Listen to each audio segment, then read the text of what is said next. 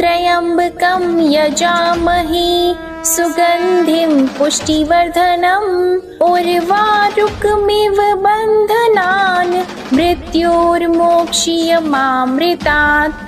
ओम नमः शिवाय। मैं हूँ वामिका और आप सभी का हमारे चैनल आध्यात्मिक सागर में हार्दिक स्वागत है। आज फाल्गुन मास की अमावस्या तिथि है। आज की इस वीडियो में आप सुनेंगे फाल्गुन मास की अमावस्या की कथा। इस कथा को सुनते अथवा पढ़ते समय आप अपने हाथ में लाल पुष्प रखें और जब कथा समाप्त हो जाए तब पूरी श्रद्धा के साथ यह पुष्प भगवान के चरणों में अर्पित करें। कांचीपुरी नाम की नगर में देवस्वामी नाम का एक ब्राह्मण रहता था और उसकी पत्नी का नाम धनवती और पुत्री का नाम गुणवती था। उसके 7 पुत्र थे। देवस्वामी ने अपने 7 पुत्रों का विवाह कर दिया। इसके पश्चात अपनी पुत्री के विवाह के लिए योग्य वर की तलाश हेतु उसने अपने बड़े लड़के को बाहर दूसरे देश भेज दिया। इधर देवस्वामी ने भी अपनी पुत्री गुणवती की कुंडली एक ज्योतिषी को दिखाई। ज्योतिषी ने गुणवती की कुंडली देखकर कहा कि ब्राह्मण देवता, आपकी पुत्री की कुंडली में तो दुर्भाग्य लिखा है। आपकी पुत्री की कुंडली में विवाह का योग ही नहीं है। यदि इसका विवाह हुआ भी तो सप्तपदी होते होते ही आपकी कन्या विधवा हो जाएगी। यह बात सुनकर देवस्वामी अत्यंत दुखी हुए और ज्योतिषी से इस योग के निवारण का उपाय पूछने लगे। ज्योतिषी ने उपाय बताकर कहा कि इस योग का निवारण सिंगल द्वीप निवासिनी सोना नाम की धोबन को घर बुलाकर उसकी पूजा करने से ही संभव हो पाएगा। ज्योतिषी के मुंह से ऐसी बात सुनकर देवस्वामी ने अपने सबसे छोटे बेटे के साथ अपनी पुत्री को सोना धोबिन के घर लाने के उद्देश्य से सिंगल द्वीप जाने के लिए तैयार किया। अब वे दोनों भाई बहन समुद्र के तट पर पहुंचकर समुद्र पार करने का उपाय सोचने लगे, लेकिन समुद्र बहुत विशाल था। उन्हें कोई उपाय नहीं सूझ रहा था। थक हार कर दोनों भाई बहन भूखे प्यासे ही एक वट वृक्ष के नीचे छाया में बैठ गए। उसी पेड़ पर घोंसले में एक गिद्ध का परिवार रहता था। उस समय घोंसले में सिर्फ गिद्ध के बच्चे थे। वे सुबह से भाई बहन के क्रियाकलापों को देख रहे थे। शाम को जब गिद्ध के बच्चों की माँ भोजन लेकर घोंसले में आई तो वे उस भाई बहन की कहानी को बताने लगे।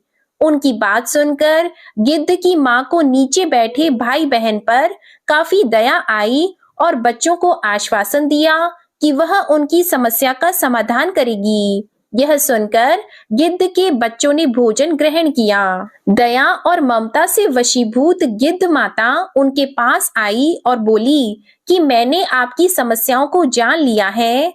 इस वन में जो भी फल फूल मिलेगा मैं आपके लिए ले आती हूँ तथा प्रातः काल मैं आपको सिंगल द्वीप धोबिन के पास पहुंचा दूंगी।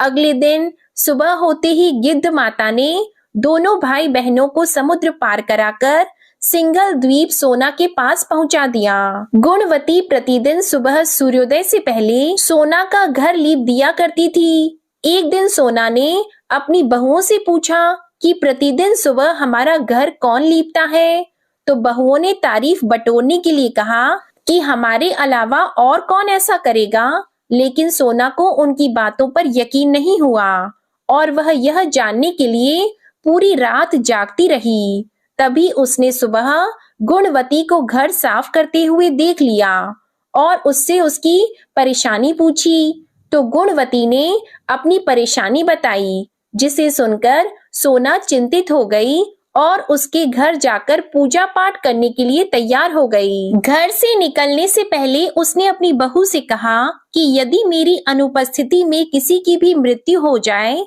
तो उसके शरीर को नष्ट मत कर देना। क्षण भर बाद ही दोनों अतिथियों के साथ सोना धोबन कांचीपुरम पहुंच गई। दूसरे दिन गुणवती का विवाह संपन्न हुआ और सप्तपदी होते होते उसके पति की मृत्यु हो गई, जैसा कि गुणवती के भाग्य में लिखा था। तब सोना धोबन ने अपने संचित पुण्य का फल गुणवती को दान देकर उसके पति को जीवित कर दिया और उन्हें आशीर्वाद देकर वह सिंगल द्वीप के लिए रवाना हो गई। संचित पुण्य के क्षीण होने से सोना के घर उसके पुत्र, दामाद और पति की मृत्यु हो गई। यह जानकर नया पुण्य संचित करने के उद्देश्य से सोना धोबन रास्ते में एक जगह रुक गई। नदी के किनारे पर स्थित एक पीपल के वृक्ष की छाया में भगवान श्री हरि का और भगवान शिव का पूजन उसने किया और पीपल के वृक्ष की 108 परिक्रमाएं की।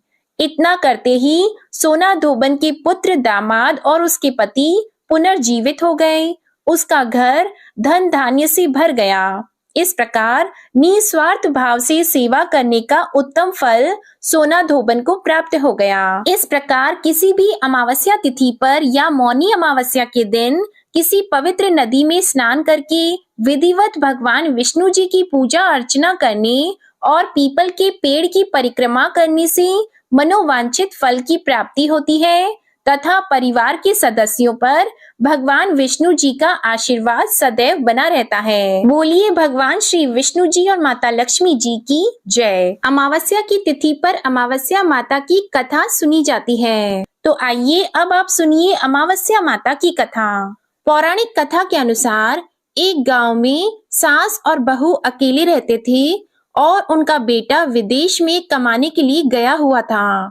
सास और बहू बहुत प्रेम से रहते थे। दोनों एक दूसरे की देखभाल भी करते थे। एक दिन बहू ने खाना नहीं खाया।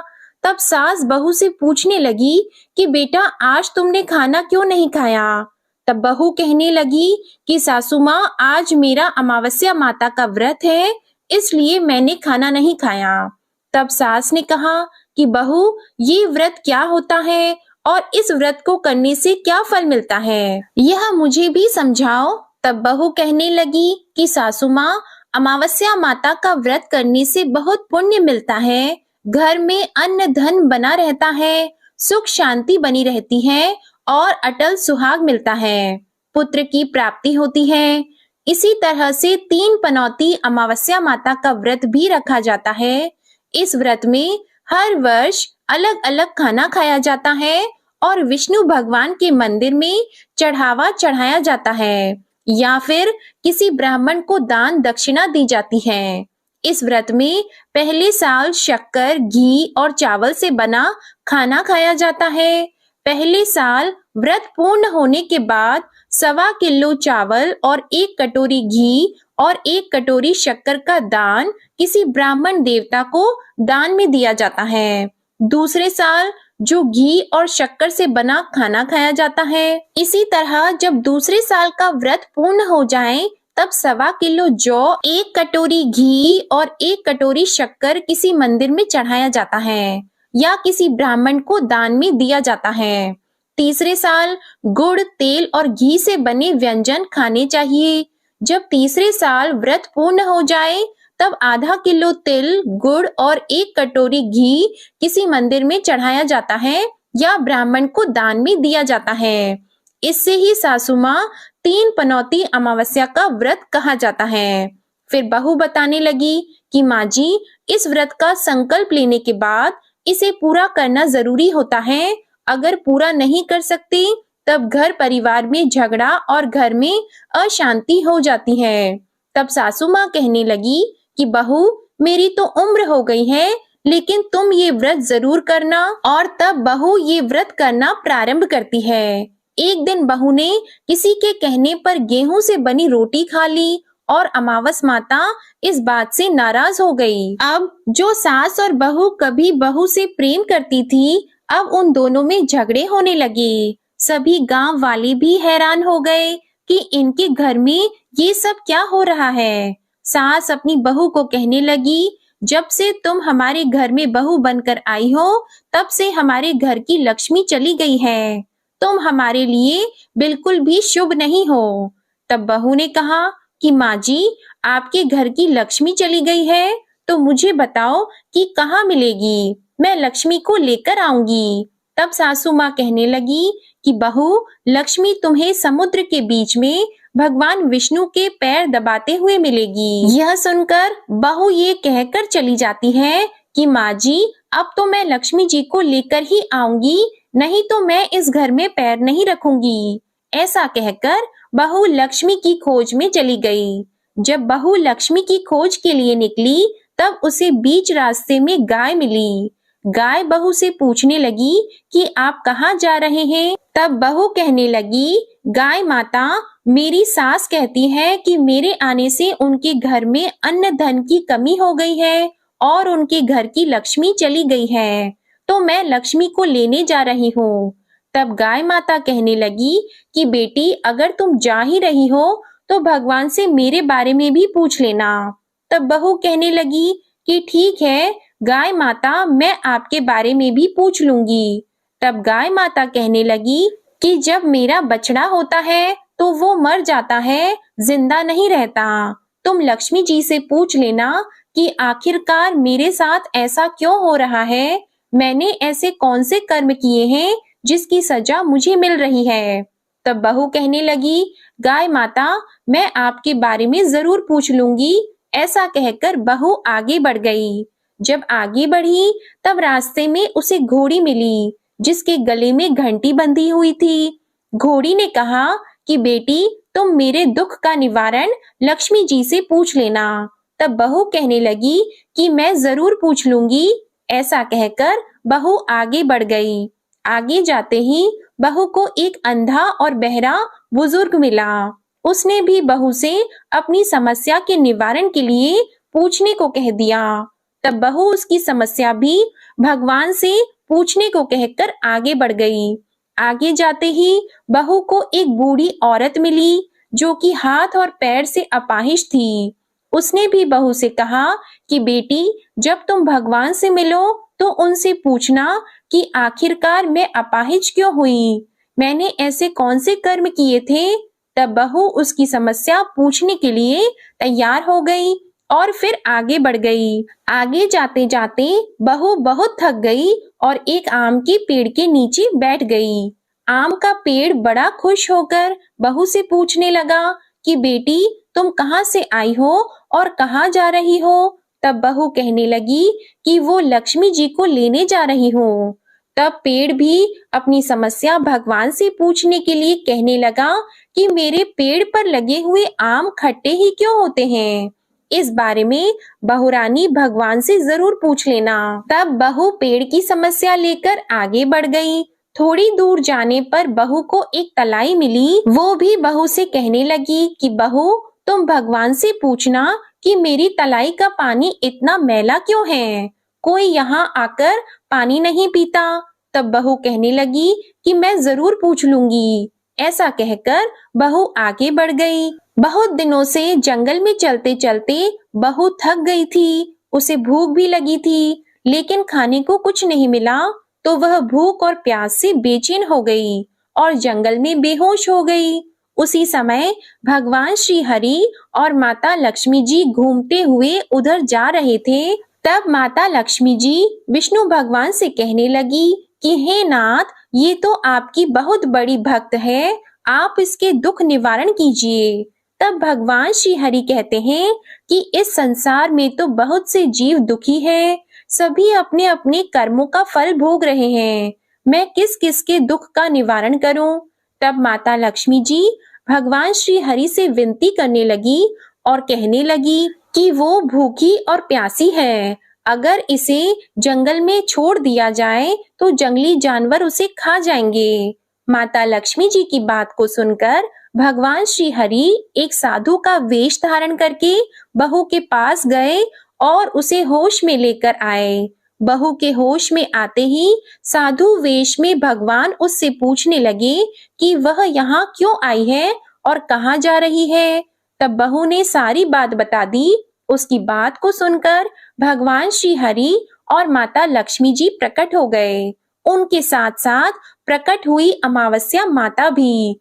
बहू ये सब देखकर उनके चरणों में गिरकर उन्हें प्रणाम करने लगी। तब अमावस्या माता बहू से कहने लगी कि बेटी, तूने मेरे व्रत को खंडित किया है, इसी की सजा तुझे मिली है, लेकिन अब मैं तुझे क्षमा करती हूँ। अब तुम घर को जाओ, तुम्हारा घर अन्न और धन से भर जाएगा, तुम्हारा घर सुंदर महल में बदल जाएगा और तुम्हारी सभी मनोकामनाएं भी पूर्ण हो जाएंगी। ये सब होने के बाद बहू ने रास्ते में जो जो भी मिला था उन सभी के दुखों का निवारण करने के लिए विनती की। तब भगवान श्री हरि कहने लगे कि गाय ने कभी अपना दूध किसी और को नहीं पिलाया, इस कारण उसके बछड़े जिंदा नहीं रहते। तुम उसका दूध पी लेना, फिर उसके बाद उसके बछड़े जिंदा रहने लगेंगे।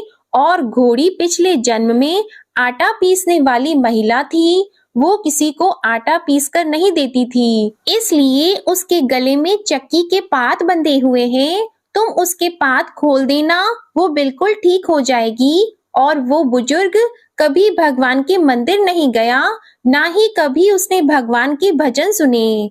तुम उसे ले जाकर मंदिर में दर्शन करवा देना, इससे वो ठीक हो जाएगा। अपाहिज महिला, उसने कभी अपनी जवानी में दान पुण्य नहीं किया, उसकी यह सजा मिली है। तुम उससे कुछ भी दान करवा देना तो उसकी विकलांगता दूर हो जाएगी। और वो आम का पेड़, उसने तो कभी अपने पेड़ के आम किसी बच्चे को खाने नहीं दिए, इसी कारण उसके सभी आम खट्टे होते गए। अब तुम उस पेड़ का आम खा लेना और उसके बाद से उस पेड़ पर मीठे आम आने लगेंगे। और तलाई का पानी पिछले जन्म में देवरानी जेठानी थी, जो हमेशा आपस में झगड़ा करती थी, इसलिए उसका पानी मैला है। तुम उसका पानी पी लेना तो वो तलाई शुद्ध हो जाएगी, फिर लोग वहां आकर पानी पीने लगेंगे। इस प्रकार बहू ने भगवान श्री हरि, माता लक्ष्मी जी और अमावस्या माता को प्रणाम किया, उन्हें धन्यवाद दिया और अपने घर के लिए तैयार हो गई। रास्ते में उसे जो जो भी मिला, उनकी सभी समस्या भगवान के कहे अनुसार वो दूर करती चली गई। सभी ने उसे भर भर कर आशीर्वाद दिए। घर पहुंचते ही उसका टूटा फूटा घर एक सुंदर महल में बदल गया। उसके घर में अब अन्न और धन के भंडार भर गए। अब बहू ने सासू माँ से कहा कि सासू माँ, आपने तो सच में कहा था कि मैं आपके लिए शुभ नहीं हूँ। मेरे जाने से ही आपके घर में लक्ष्मी आई है। आप यहाँ रहें, मैं मरने जा रही हूँ।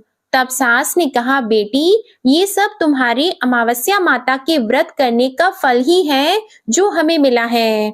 तुम यहीं पर रहो, अब तुम यहाँ से कहीं नहीं जाओगी। इस प्रकार सास और बहू खुशी खुशी रहने लगे। और फिर एक दिन सास का बेटा भी विदेश से वापस लौट आया और घर में जब उसने खूब धन दौलत और धन के भंडार देखे, तब उसकी माँ ने सारी बातें अपने बेटे को बता दी। इस प्रकार वे लोग खुशी खुशी रहने लगे और तीनों मिलकर अमावस्या माता के व्रत को रखने लगे।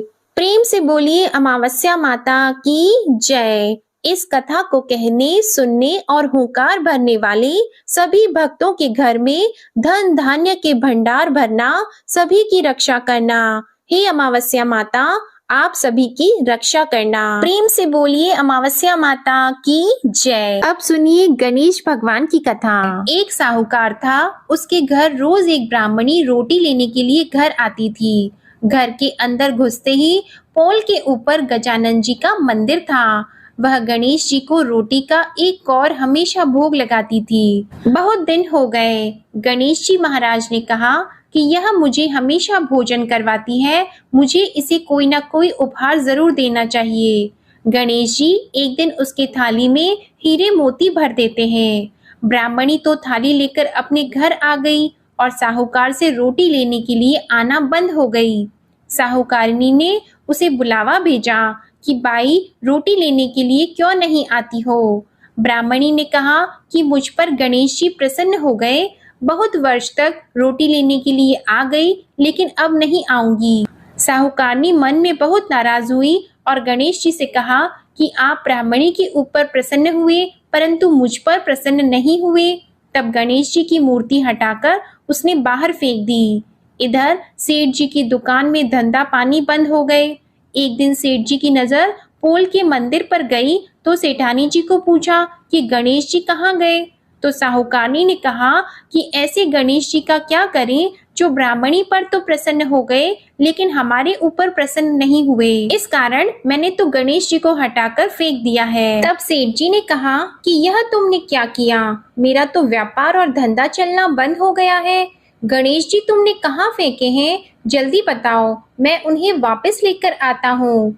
साहूकार जी वापस से गणेश जी को लेने के लिए गए। तो गणेश जी इतने भारी हो गए कि वे उठे ही नहीं। साहूकार जी ने कहा कि मेरे से गलती हो गई है, आप मेरे घर पधारिए। गणेश जी तो और भी भारी होते गए और कहा कि मैं तो नहीं चलूंगा, पहले साहूकारनी को बुलाकर यहाँ लाओ और वह मुझसे माफी मांगेगी तो ही मैं चलूंगा। और गणेश जी ने कहा कि मुझे हमेशा सवा सेर का चूरमा करके भोजन कराओगे तो ही मैं चलूंगा। साहूकार साहूकारनी को लेकर आए और उससे माफी भी मंगवाई और सवा सेर का चूरमा चढ़ाने की हाँ भी भरी। तब साहूकार और साहूकारनी ने गणेश जी को वापस घर लाकर उन्हें पोल में बिठाया। ऐसा करने पर साहूकार का व्यापार फिर से चलने लगा। हे गणेश जी महाराज, जैसे साहूकार और साहूकारनी पर आप प्रसन्न हुए वैसे सभी पर प्रसन्न होना। बोलिए गणेश जी महाराज की जय। अब आप सुनिए भगवान भोलेनाथ की आरती। ओम जय शिव ओमकारा, प्रभु हर शिव ओमकारा, ब्रह्मा विष्णु सदा शिव, ब्रह्मा विष्णु सदा शिव, अर्धांगी धारा।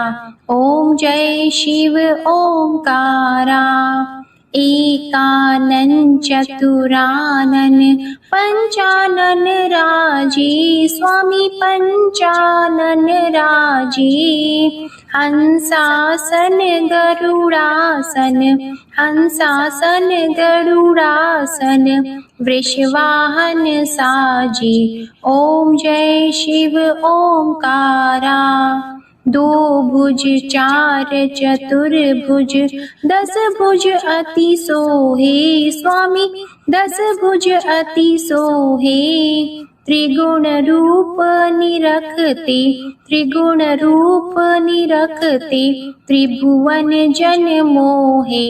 ओम जय शिव ओमकारा, अक्षमाला वनमाला, मुंडमाला धारी, स्वामी मुंडमाला धारी, त्रिपुरारी कंसारी, त्रिपुरारी कंसारी, करमाला धारी। ओम जय शिव ओमकारा, श्वेतांबर पीतांबर, बाघंबर अंगे, स्वामी बाघंबर अंगे, सनकादिक गरुणादिक, सनकादिक गरुणादिक, भूतादिक संगे। ओम जय शिव ओमकारा, कर की मध्य कमंडल, चक्र त्रिशूलधारी, स्वामी चक्र त्रिशूलधारी, सुखकारी दुखहारी, सुखकारी दुखहारी, जगपालनकारी। ओम जय शिव ओमकारा, ब्रह्मा विष्णु सदा शिव, जानत अविवेका, स्वामी जानत अविवेका, प्रणवाक्षर में शोभित, प्रणवाक्षर में शोभित, ये तीनों एका। ओम जय शिव ओमकारा, त्रिगुण स्वामी जी की आरती जो कोई नर गावे, स्वामी जो कोई नर गावे, कहत शिवानंद स्वामी, कहत शिवानंद स्वामी, मन वांछित फल पावे। ओम जय शिव ओमकारा, ओम जय शिव ओमकारा। जय भोलेनाथ। आप सभी को आज की कथा और ये वीडियो पसंद आई हो तो वीडियो को लाइक करें, शेयर करें और कमेंट में माता पार्वती और भोलेनाथ की जय जरूर लिखें। जय भोलेनाथ।